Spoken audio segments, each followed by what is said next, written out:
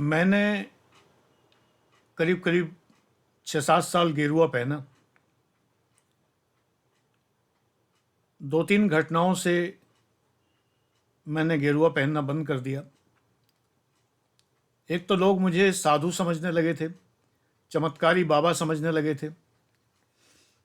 YouTube पर मैं गेरुआ में और सफ़ेद बालों में और यहाँ तक मेरे लंबे बाल थे, उनमें आता था। दांत भी मेरे उस समय पूरे नहीं थे, अब तो इम्प्लांट लगा हुआ है पूरा। तो पोपला मुंह भी था। तो एक बुजुर्ग सन्यासी जैसी छवि मेरी आती थी। मनाली गया मैं, डलहौजी गया, वहाँ लोगों ने बड़ी फ़ोटो खींची मेरे साथ, मुझे बहुत आमंत्रित किया। यूट्यूब पर लोग देखते थे, मुझे पहचानते भी थे। उस समय वीडियोस की व्यूअरशिप बहुत ज़्यादा थी। मेरे वीडियोस को 8-8 लाख लोगों ने देखा है, एक एक वीडियो को। आप देख सकते हैं सिवाग IAS चैनल पर पहला वीडियो जो मेरा है 8 लाख लोगों ने देखा हुआ है। दूसरा वीडियो भी 5.5-6 लाख लोगों ने देखा हुआ है। एक और वीडियो है 7.5 लाख लोगों ने देखा हुआ है। तो मुझे बहुत लोग पहचानते थे। अब पता नहीं पहचानते हैं कि नहीं, अच्छा है जो भी है। फिर एक दिन मैं यहाँ पर मार्केट से निकला तो मुझे कुछ काम था। मैं गेरुआ पहने था, माला डाले हुए था। माला मुझे अभी भी अच्छी लगती है। गेरुआ तो अब भी अच्छा लगता है, लेकिन पहनने से डर लगता है। तो मैं गेरुआ पहने था, लंबे बाल थे, पोपला मुंह था, वृद्ध चेहरा था ही। मैंने देखा एक बाबा जो भिखारी होते हैं, हट्टा कट्टा, मेरे जैसे कदकाठी का, बाज़ार में हर दुकान पे जा रहा है, 10-10 रुपये ले रहा है। लोग उसके कमंडल में 10 रुपये 20 रुपये डाल देते हैं। मैंने ड्राइवर से कहा कि भाई वापस चलो, आश्रम चलेंगे। योगदास सत्संग आश्रम में जाया करता था उन दिनों। मैंने कहा चलो आश्रम चलते हैं। बोला आपको तो कुछ काम था यहाँ। मैंने कहा अब नहीं है, अब मैं अगर उतरूँगा तो लोग कहेंगे अभी अभी तो 10 रुपये दिए थे फिर आ गया, मुझे भिखारी समझ लेंगे। हालांकि मैं जानता हूँ मुझे वहाँ सब लोग पहचानते हैं, और उस ज़माने से जानते हैं जब मैं असिस्टेंट कमिश्नर था इसी गाज़ियाबाद में, तब से मुझे जानते हैं। तो शायद धोखा तो नहीं खाते, लेकिन मजाक में मैंने यही कहा कि वो लोग यही कहेंगे कि एक भिखारी गया दूसरा आ गया। अब मैं आश्रम पहुंचा। आश्रम में बैठ के मैंने वीडियो बनाए, वो वीडियो अपलोडेड भी हैं, इस चैनल पर हैं वो वीडियो। आश्रम में बैठ के जो मैंने बनाए वीडियो बना चुका, तो मैंने देखा कि 3 सन्यासी आ रहे हैं जिनका भाषण था, जिसको सुनने के लिए मैं गया था। तो मैं उनके चरण स्पर्श करने के लिए आगे बढ़ा, तब तक उन सन्यासियों ने ज़ोर से मुझसे जो है हाथ जोड़े मेरे लिए।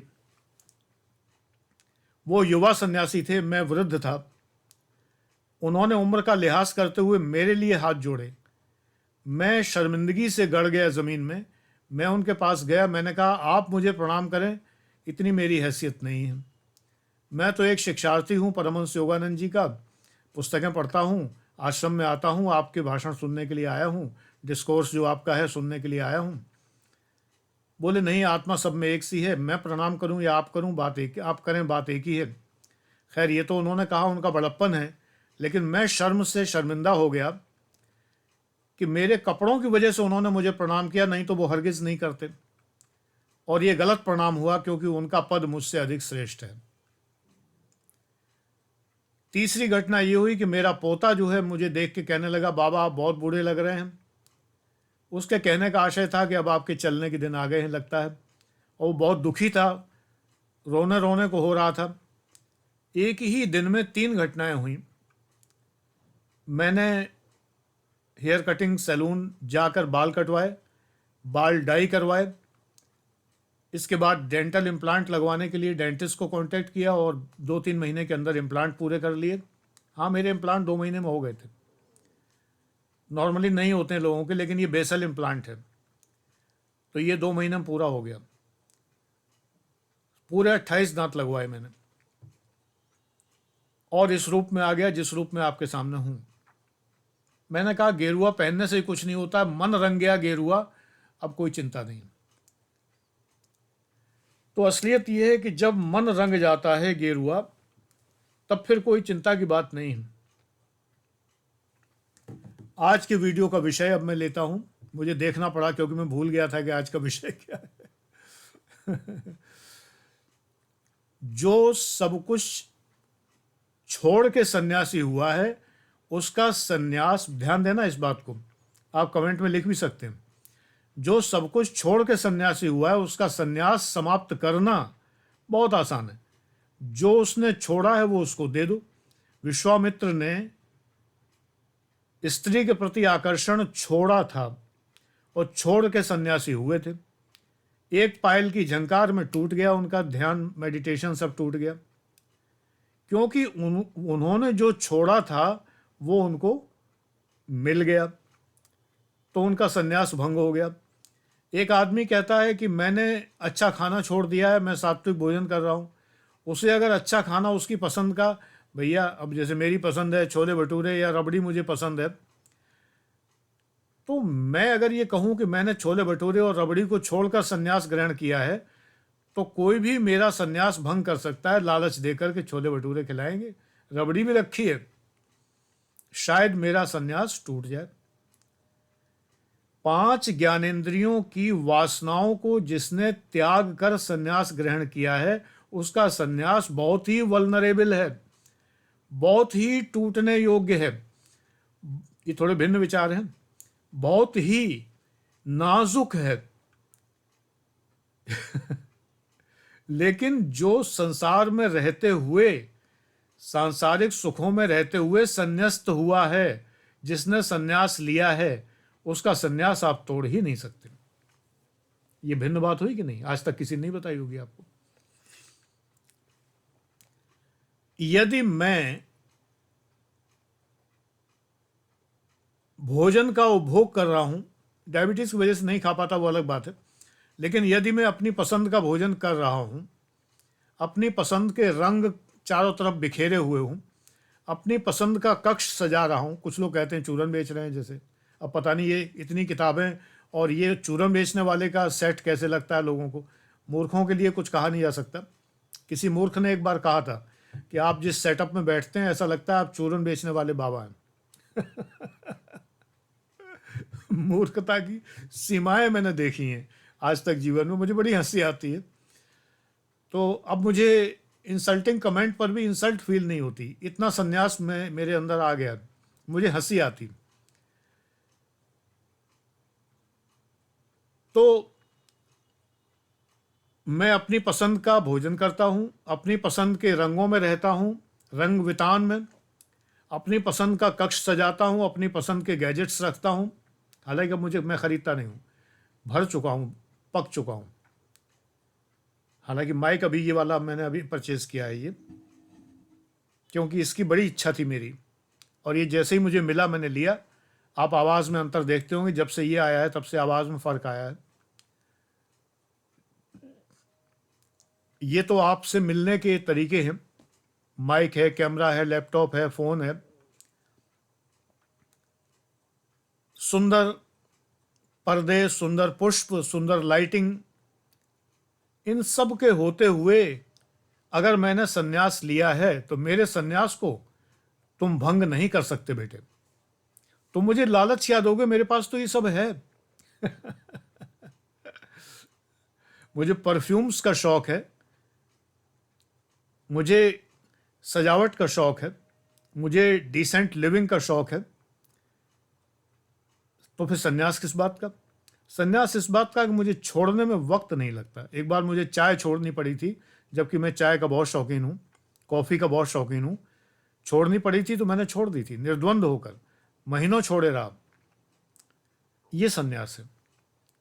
गैजेट्स का मुझे शौक है, गैजेट्स से मेरा मन भर गया। अब तुम कहोगे कि मन भर गया तो छोड़ना कौन सा सन्यास हुआ? नहीं, अब मन होता भी नहीं। कुछ गैजेट्स हैं अभी भी ऐसे हैं जो आकर्षित करते हैं। बोस का एक नया स्पीकर आया हुआ है, मार्शल के नए हेडफोन्स आए हुए हैं। आज ही मैंने देखा कि सैमसंग का एक स्पीकर आया हुआ है 45,000 का। पहले वाली बात होती 2 साल पहले की तो खरीद लिए होते, अब तक कहीं रखा होता, जगह तो बना ही लेता हूं मैं। सन्यास ये है कि अब मन ही नहीं करता, अब उन चीज़ों का मन, बहुत सी चीज़ों का मन नहीं करता। अपने परिचितों से मिलने का मन करता है, लेकिन न मिले तो कोई फर्क भी नहीं पड़ता। मुझे अब अपमान करने वाली बातों से मैं अपमान करने वाली बातों से अब अपमानित भी नहीं होता। पहले मैं कमेंट्स पर खींच जाता था, अभी 2-3 महीने पहले की बात है, इतना अंतर आ गया 2-3 महीने में। अब मुझे हंसी आती है, डिलीट कर देता हूं, बात खत्म। कमेंट्स में लोग बहुत कुछ ऊटपटांग लिखते हैं। पहले मैं तुम लोगों के सामने ले आता था, फिर उम्मीद करता था कि तुम भी उसको जवाब दो। तुमने जवाब क्यों नहीं दिया, इसके ऊपर नाराज भी हुआ हूं मैं, अभी थोड़े दिन पहले, 5-6 महीने पहले। अब मैं हंसता हूं, मुस्कुराता हूं, गीत गाता हूं मैं, गुनगुनाता हूं मैं, खुश रहता हूं मैं, मुस्कुराता हूं मैं, भूल जाता हूं मैं, क्षमा कर देता हूं मैं। अब मेरा सिद्धांत ये है, शायद इसमें ओशो का भी बहुत योगदान है। बहुत पढ़ा है मैंने उन्हें, और मैं उन्हें बहुत मानता हूं। 2-4 बातों को छोड़कर बाकी सब बातें मैं उनकी मानता हूं।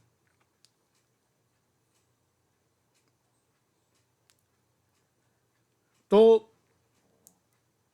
ये बातें जो मैंने आपको बताई थोड़ी सी भिन्न हैं, थोड़ी सी डिफरेंट हैं। इसको विदेह संन्यास कहा गया है। विदेह राज जनक राजा थे, समस्त सुखों का, सृष्टि के सुखों का उपभोग करते थे। राजत्व के पूर्ण सुख उपभोग करते थे।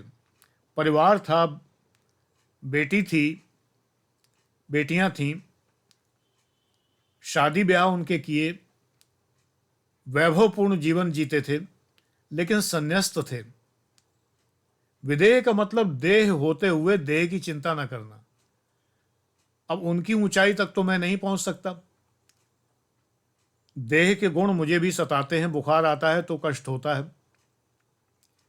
इतना बड़ा सन्यासी तो नहीं हुआ कि बुखार आए और कष्ट न हो, लेकिन मार्ग पर चलना तो काफी है। उस मार्ग पर चला तो बेटा तुम भी चलो। क्षमा करना सीखो, क्षमा मांगना सीखो, सॉरी कहना, मैं जाने कब से कहता हूं, सॉरी, प्लीज, थैंक यू कहना आना चाहिए। यही सन्यास है तुम्हारा। तुम्हारी उम्र का सन्यास इतना ही है, लोगों को क्षमा करो, लोगों से क्षमा मांग लो, ईगो में मत पड़ो, मुझसे लड़ाई मत लड़ो। तुमने ऐसा कहा क्यों, तुम्हारी क्या मजाल, तुमने मुझसे ऐसा क्या, तुम जानते नहीं मैं कौन हूं। ये नहीं, ये मस्त रहो, व्यस्त रहो, न त्रस्त करो, न त्रस्त रहो। मेरा ये प्रसिद्ध सेंटेंस है 7 साल से। अब इसको एक आईएएस अधिकारी हैं हिंदी माध्यम से जिन्होंने किया हुआ है, वो इसको टैगलाइन बनाए हुए हैं। उन्होंने इंडिपेंडेंट सोचा होगा, ज़रूरी नहीं कि उन्होंने मेरा ही उठा लिया, उन्होंने इंडिपेंडेंट सोचा होगा। हालांकि जिन दिनों मैं ये कहता था तो मेरे वीडियोस को 8-8 लाख लोग देखते थे, देखा भी हो सकता। लेकिन ठीक है, हम लोग पुस्तकें पढ़ते हैं, उनसे ज्ञान प्राप्त करते हैं, उसको जीवन में प्रयोग करते हैं। मैं तो कोट करता हूँ, अगर कोई बात ओशो से मैंने ली है तो मैं कहूँगा मैंने ओशो से ली है, परमहंस योगानंद से लिए तो मैं कहूँगा उनसे, कृष्णमूर्ति से लिए तो मैं कहूँगा कृष्णमूर्ति से, और बीके शिवानी से लिए तो मैं कहूँगा बीके शिवानी से। मुझे थैंक्स गिविंग बड़ा अच्छा लगता है। तो तुम्हारा सन्यास बेटा इतना ही, सॉरी, थैंक यू, प्लीज, ये सन्यास का मार्ग है, निरपेक्ष होने का मार्ग है, निर्लिप्त होने का मार्ग है, और ईगो लिप्त होने का मार्ग है। लिप्त मत होइए। आज इतना ही, मौज करो, आनंद रहो।